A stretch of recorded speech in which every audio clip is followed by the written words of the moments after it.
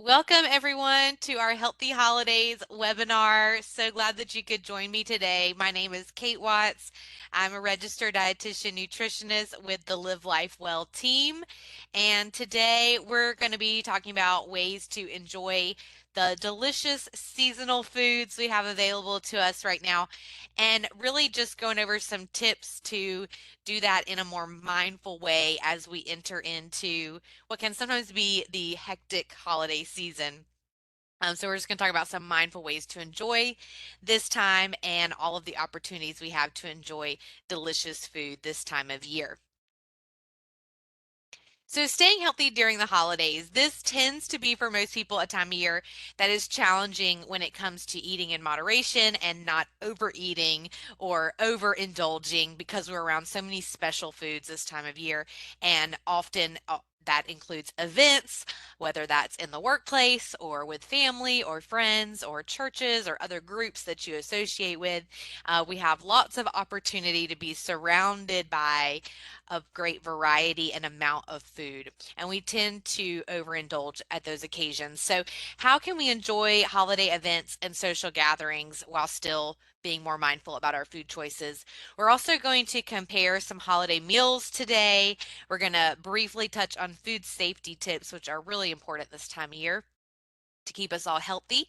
And we're going to share some resources for recipes. So this recording will be made available on the Live Life Well YouTube page and will also be sent out to all registrants. So you will have the links to the various resources that I talk about today.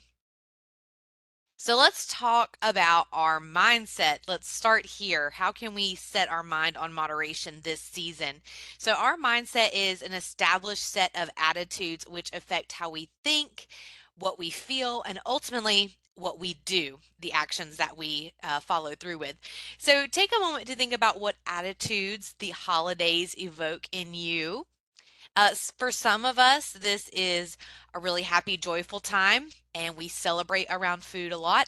For others of us, this may be a sadder, more lonely time, and that can also cause some emotional eating tendencies. So just think about what attitudes you have around the holidays, and we're going to get curious about how that impacts our food choices. Think about what's your reason for the season, and this is a helpful practice to go through during busier weeks or busier weekends, or when you have events or get-togethers on your schedule. Uh, to go through this little mindset practice and really choose ultimately to be mindful and more in control when you go into some of these events. So I also want to encourage you to really focus on habits throughout this time of year and not your weight or any weight related goals. If you are wanting to lose weight, for most people, this time of year isn't the best time to focus on that. We really encourage maintaining your weight through this holiday season as a good goal.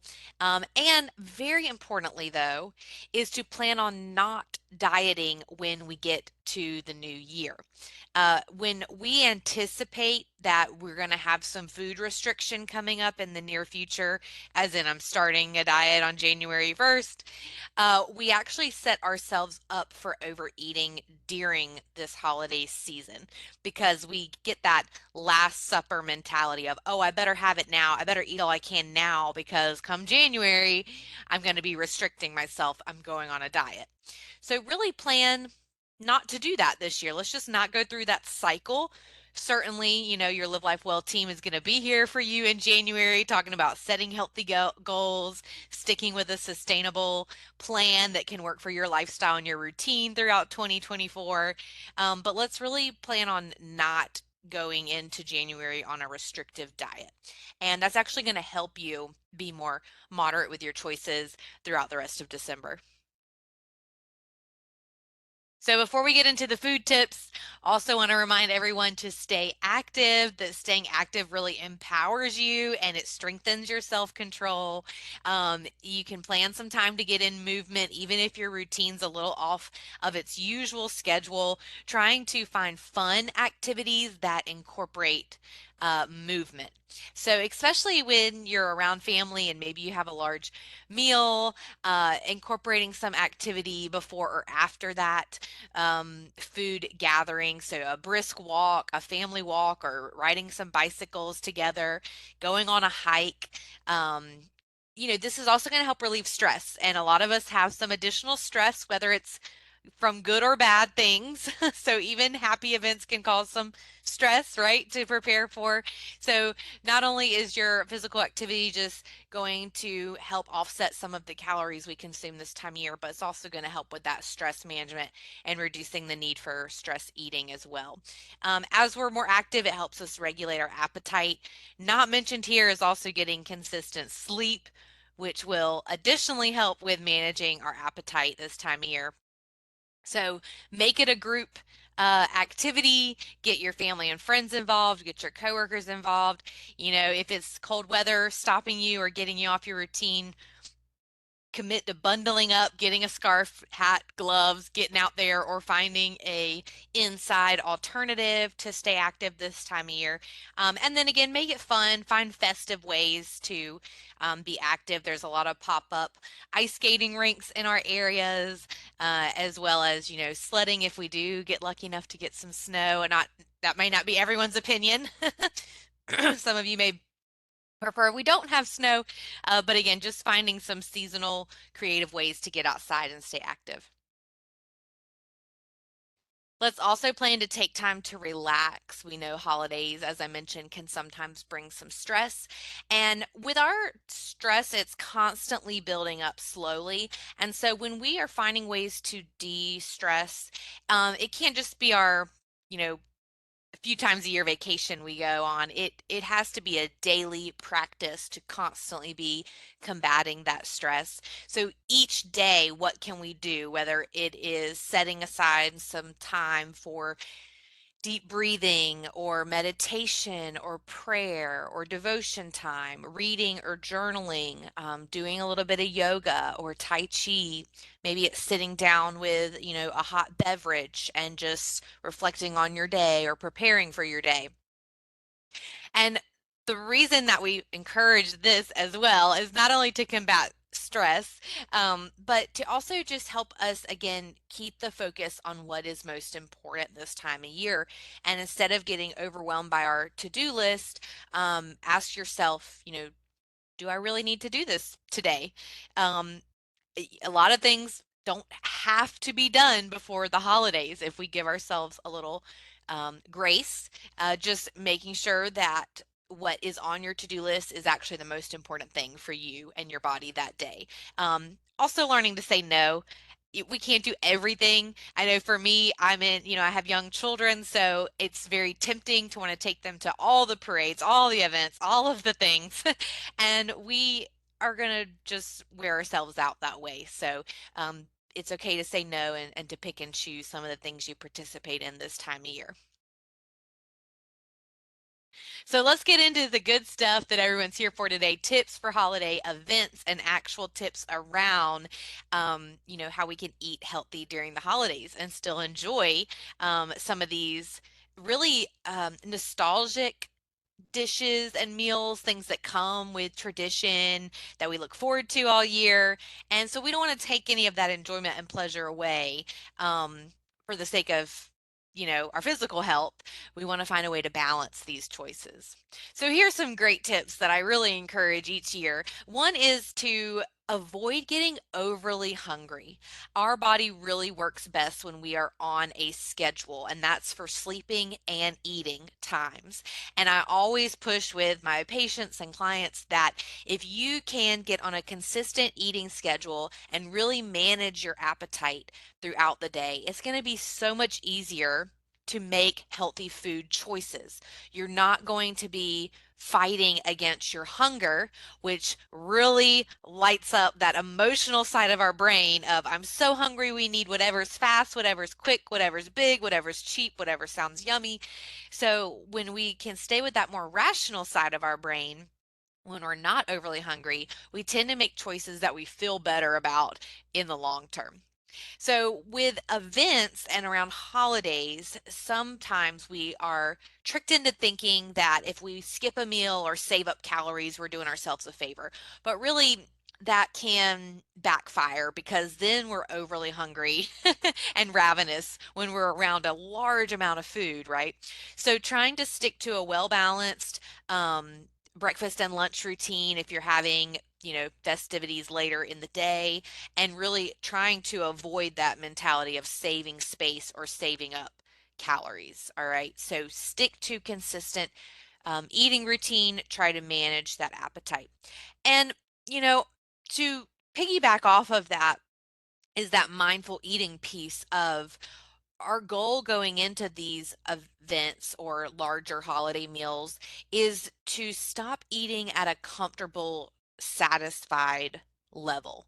And so that's the other side of that appetite and fullness scale. So we'll talk a little bit more about tips for how to stop at that perfect, comfortable spot, right?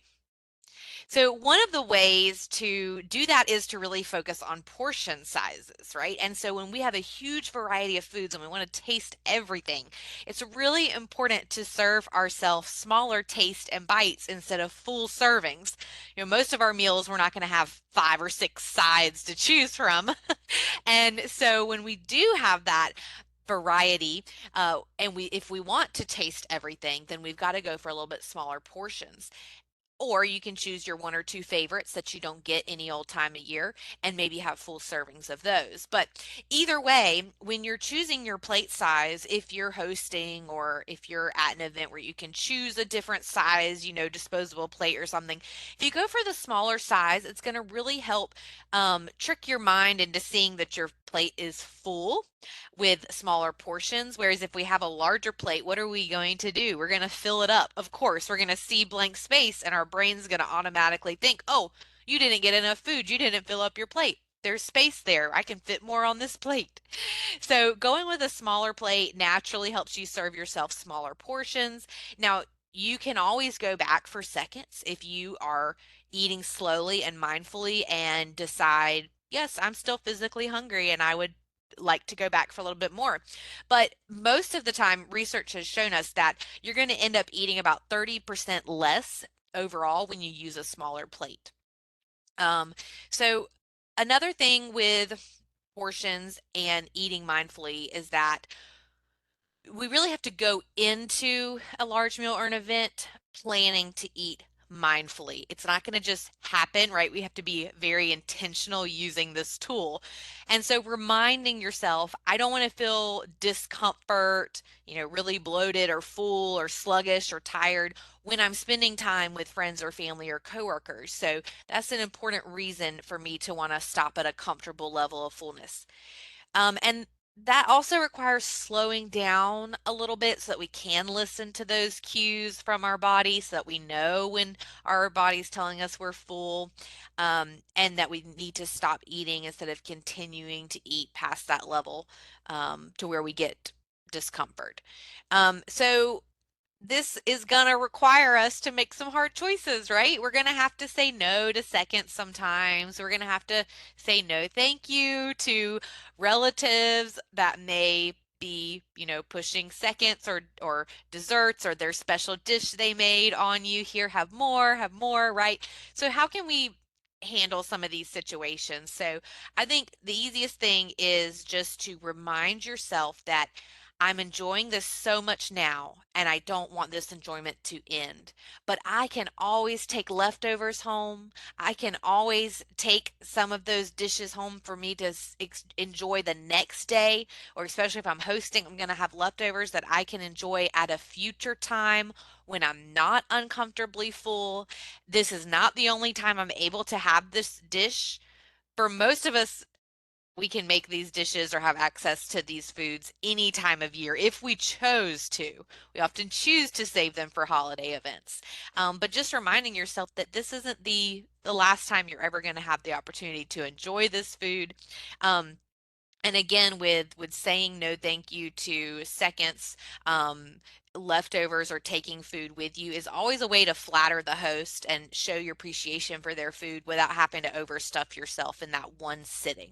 Oh, I would love to, but I'm so full. I've enjoyed this meal so much. I just can't possibly have another bite. May I take some of this home with me to enjoy later? Um, on the other side, if you know that leftovers are a temptation in your home for you and you're overwhelmed by huge amounts of leftovers, then you may strategize to say no to leftovers. You may strategize as a host to send leftovers home out with others so that you don't have too much in your home. So there's lots of different ways to use this mindfulness piece and go ahead and plan out ways that are going to help you be successful in stopping at that comfortable level of fullness instead of overly stuffed. Let me know in the comments if you've done any of these tactics before or what works for you as far as enjoying the holidays and not feeling that, you know, that overly full, need to take a nap, can't possibly do another thing today fullness that we sometimes find ourselves getting into this time of year. All right, so we only have so much room in our stomachs for these meals, right? So how can we enjoy our favorites and not feel uncomfortable or regretting our food choices afterwards, right? So first is to acknowledge that the goal of these tips is not to cause restriction. Too much restriction now can lead us to overeat later. So we do want to allow ourselves to enjoy, especially our holiday favorites that we really look forward to. And so, how can we practice moderation with these foods? Well, mindfulness is a big part of that. Finding among the hustle and bustle or the conversation during these times to really slow down and savor each bite of these foods. So, especially maybe finding a place to sit and enjoy foods instead of standing and grazing all throughout that time. And then for those of us that maybe don't have as many events or huge gatherings or anything like that, and we're preparing our meals for smaller household or just for ourselves.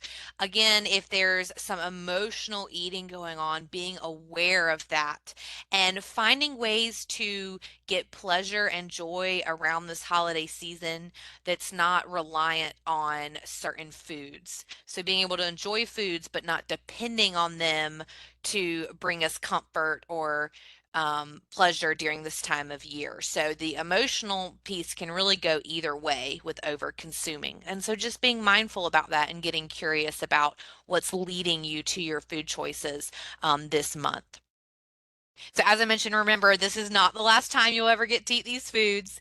And if you don't have room now, there will be another opportunity to get that enjoyment in the future. Okay, let's talk about beverages for a moment because this is a big one. We get a lot of calories and sugar from our beverages in America. And if we can sip a little smarter, we're going to be already ahead on our mindful holiday season. So choose your beverages wisely. We know that alcohol is really high in calories and it's easy to have multiple drinks when we're in certain settings.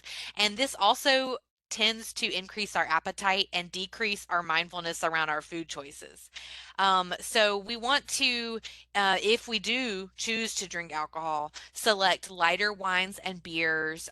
Try to balance that with plain or sparkling water in between drinks, staying hydrated, slowing down our pace of drinking, eliminating some of those calories and added sugar as well.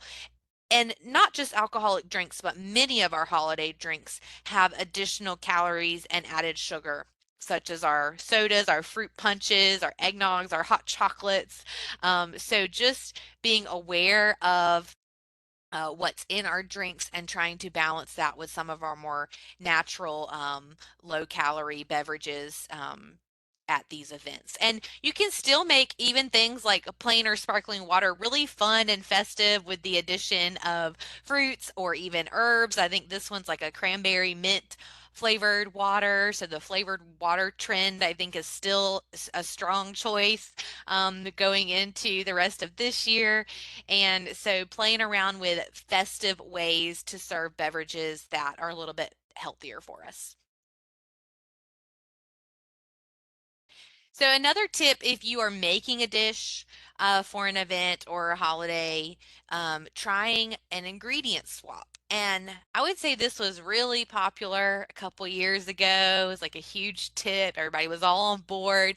And now maybe not so much. People are really, I think with the pandemic and everything, reverting back to the comfort of, traditional recipes that have been passed down, or, how grandma used to make it, or whatever it may be. But I still think some of these are super interesting and uh, effective. So one of my favorites is in baking using applesauce instead of oil or butter. It works surprisingly well and really is a great healthy alternative. Switching out maybe sour cream or mayonnaise for some plain Greek yogurt in certain recipes. And really, with a lot of recipes, just cutting back the amount of sugar, you'll be surprised how you can really, even half the amount of sugar or butter that a recipe calls for, and it still come out being really delicious and flavorful. Um, so just finding those little substitutions to cut that back. And with the sugar, especially in baked treats, if you need to sub in a little bit of vanilla extract or peppermint extract or something to give it more of that flavor, that's worth a try as well. Um, let's see, veggies into favorite recipes. This is a great one if you're willing to experiment a little bit with some of the side dishes and things that we tend to serve this time of year. You can really find ways to sneak additional vegetables into some of our already favorite recipes. Things like onions and mushrooms are so easy to throw into most of our savory dishes. Even fruits as well, finding ways to incorporate fruits as sides or desserts, and just again playing around with the sugar and fat that we add there. Um, some of these other ones are just ways to get a little bit more fiber. So some whole wheat flour or oats subbed in for part of the white flour. I do this all the time when I'm making muffins and things during the year. So I think it'd be a great thing to experiment with for holiday meals. And then something like crushed nuts instead of breadcrumbs. Oats is another great one, ground up to do instead of breadcrumbs. And then thinking about strategic condiment choices and going for the lower calorie versions there. And then, just get creative. There's always ways to incorporate more fruits and vegetables, to cut back a little bit on the added sugar, to find ways to help your guest with portion control, whether it's making a mini version of something or smaller single serve options. These look really great and fun for events, and they also have that built-in portion control help for your guests. I will say too that one of the biggest challenges for folks this time of year is all the free food that we encounter, right? With work, holiday parties, and such. So, just again, reminding yourself that if you're going for the food because you feel like, oh, it's free, I need to take advantage of this, just remembering that the first goal is always going to be to mindfully enjoy the food, make sure you actually are enjoying each bite of how it tastes. You know, some of those holiday cookies, they really aren't as good as they look, right? So if you take one bite and you're really thinking about that first bite, it's okay to not finish something that you've served yourself. And it's okay to take food for later when you're actually hungry again, instead of feeling like you have to overstuff yourself during a free food event. Again, if you're creating dishes yourself or taking a dish, you can always flavor with herbs and spices. And I think when you're going to gatherings, if you're taking a dish that's on a little bit healthier side to help balance all the more indulgent things we have, people actually really appreciate that, to have that option and that balance, so that they can fill up their plate and not everything be a super over the top indulgent item. with herbs and spices this time of year, I mean, this is the time of year they really shine, right? And some of those spices that we forget about during the first, 8, 9, 10 months of the year, all of a sudden they get to be the stars. So this is a great time of year to play around with herbs and spices, maybe get more comfortable with using them in your dishes. And in some of these recipes, we can really think about cutting back on the amount of salt or sodium we use, cutting back on the amount of butter we use, and using these more fresh ingredients for flavor, like fresh lemon juice onto our vegetables or broiled with fish, rice, or pasta, using onion and garlic to liven up our dishes, trying some salt free spice blends. Checking the ingredients as we're buying spices because many of our spice blends we assume they're salt free when they're not. So, looking at the ingredient list to check for salt, trying to go for more salt free blends of spices. And then, a lot of our meats and cheeses and things like that for our charcuterie boards and our main dishes, those are already going to have a good salty flavor. So, we don't need as much. We can kind of practice the just a pinch when cooking and, adding more as we need it, but trying to use smaller amounts of salt in our cooking and really rely on some of these super flavorful herbs and spices that we have. Let me know in the comments if you have a favorite holiday spice or, flavor that we see this time of year. What is the one that you look forward to the most around the holidays? So as we start to wrap up the tips here, another thing that we really encourage just as a way to just be healthier all around this time of year, as far as mentally and emotionally, in addition to the physical tips we're talking about, is just really shifting our mindset to, again, our reason for gathering with others and our reason for celebration this season. How can we enjoy the company that we're around and really focus our attention on conversations and people instead of getting too focused on food. Um, for myself, I think I realize that when I'm at events that maybe I don't know as many people, I tend to go to food as my kind of comfort zone and end up grazing and overeating a bit as part of shying away from maybe awkward conversation, right? So just kind of owning that and telling myself I'm going to go up and talk to two people that I don't know, and here's my set questions I'm going to ask them, or my little icebreakers I'm going to talk about. And it sounds super cheesy, and it is, but it's kind of pepping myself up for, all right, this is what I'm going to focus on, the networking here, and not, and yes, I'll enjoy the food, but I'm not going to kind of hide behind my plate of food or sitting at a table with a plate of food instead of mingling and enjoying conversation. So really, if we can get um, our mind completely distracted with good company and good conversation, then we're not even, focused on the food and indulging as we maybe otherwise would be.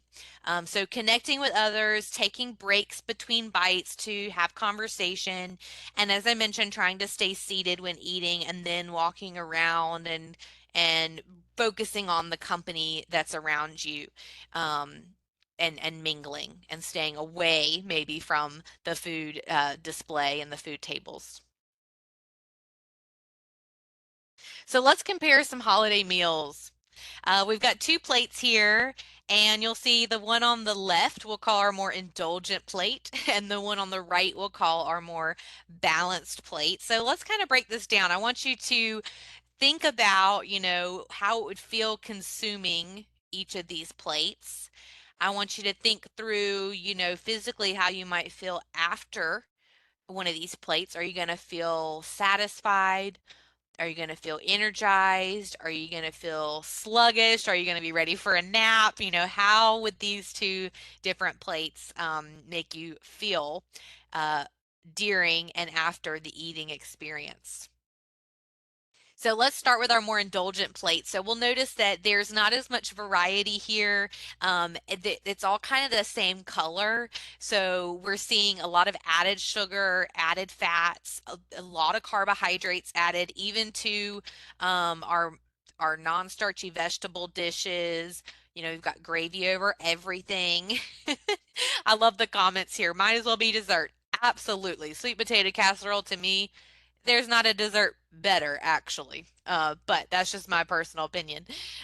So we just see that really we could use a little more color, a little more interest. We've taken a lot of the whole foods and just completely covered them with other ingredients, right? And so with this plate, we definitely have a little bit of room for improvement. The portions are also pretty large. So here would be our more balanced plate. And so what we're going to notice is there's a lot more color and it seems like more of a variety because we don't have all those similar added ingredients of cream and butter and things like that. We still have probably some really flavorful food here as far as oils, herbs, and spices, really helping those whole foods taste delicious and flavorful. We have a little bit more moderate of portions. And again, we've let the food really shine as what that whole food is, instead of disguising it into another dish. So it's still packed with flavor, is still all the holiday favorites. Um, but probably we're going to feel a little bit better about our food choices after consuming this plate. So in reality, our holiday plates are going to be somewhere in between these two options. And so I think that's just helpful to look at these visuals and think, what dish that we normally have could I tweak to be a little bit more of the whole foods first, more color, less processed or messed with items. And so when we're thinking about this, I know a lot of you out there don't even do the traditional dishes anymore. We do whatever it is our family likes for the holidays. And you can still take these same ideas to any meal that you're creating. And so those ideas would be if you're not seeing color, we're probably not putting some whole fresh fruits and vegetables on the plate. So how can we get some color on that plate? And then again, where can I play around with those ingredient substitutions to get a little bit more of a balanced meal? The good thing about the holidays, I will say, is that vegetables really do tend to make a big appearance in our sides. But as you can see from the two examples, not all of those dishes are going to be equal.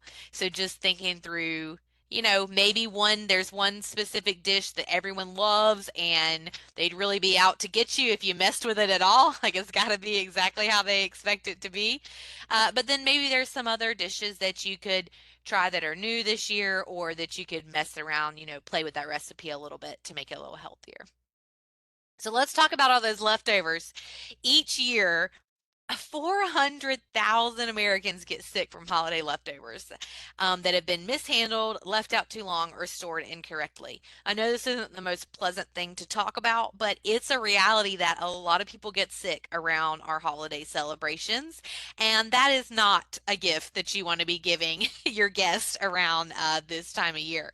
So, just some great food safety reminders. We really encourage you to leave food in the refrigerator until you need to pull it out to warm it or cook it for the holiday meal. And if it is sitting out for people to serve themselves, you really want to discard any perishable food, excuse me, that gets left out for over 2 hours. So that means after the meal has been served and everyone's had what they wanted, to make sure that you're putting perishable food away where it needs to be stored, if you're planning to save it instead of leaving it out all afternoon or all evening. If you are leaving food out for a longer period of time, then having ways to keep it at the proper temperature. So whether that's warmers of some kind or whether that is, a crock pot or something you're keeping something in, or if it's a tray of ice for cooler items to lay on top of. Um, Anything to try to keep that food at the temperature it's supposed to be at if you're leaving it out. And even with those methods in place, really 4 hours is the max amount of time you want to allow food to sit out if people are coming through and grazing on items.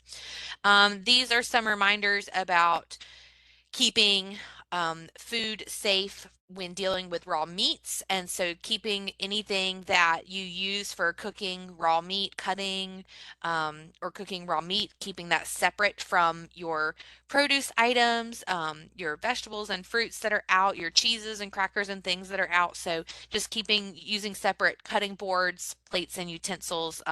Always washing your hands after dealing with raw meat. So as you're preparing any kind of, meats or proteins, once you're done and they're, cooking away, then washing your hands before you touch any other prepared foods or any other utensils. And then again, when you're storing leftovers and consuming those over the following days, being sure to discard any leftovers by day 3 or 4. So most of our foods are going to be good for 3 to 4 days in the refrigerator. If you do want to keep them longer than that, then consider freezing items, and really you can freeze just about anything. I, I hesitate to say that, but you really can freeze just about anything as leftovers and then enjoy them over the next 3 to 6 months from out of your freezer. If you want more info, you can go to the food safety website that we've included here.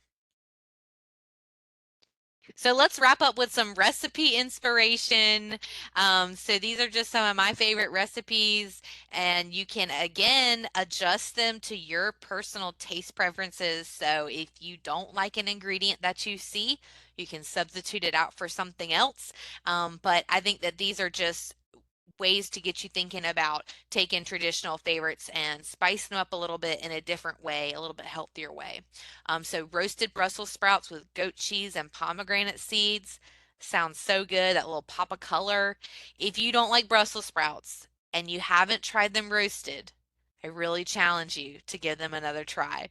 A lot of our vegetables that are prepared roasted are so much more delicious and flavorful, and the texture's better than when we prepare them in other ways. There's a lot of vegetables that I did not ever like until I tried them roasted. So that's a good one. And then a sweet potato casserole that really lets the sweet potato itself shine through.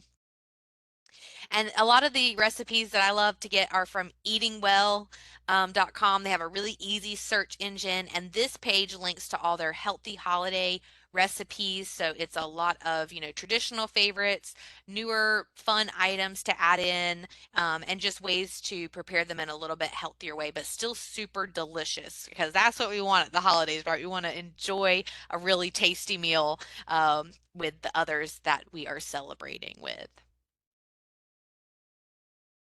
So happy holidays to you all. Thanks for joining me for this webinar. Again, the recording is going to be sent out to all registrants.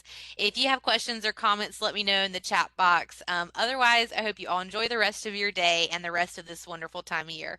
Thanks so much. Bye.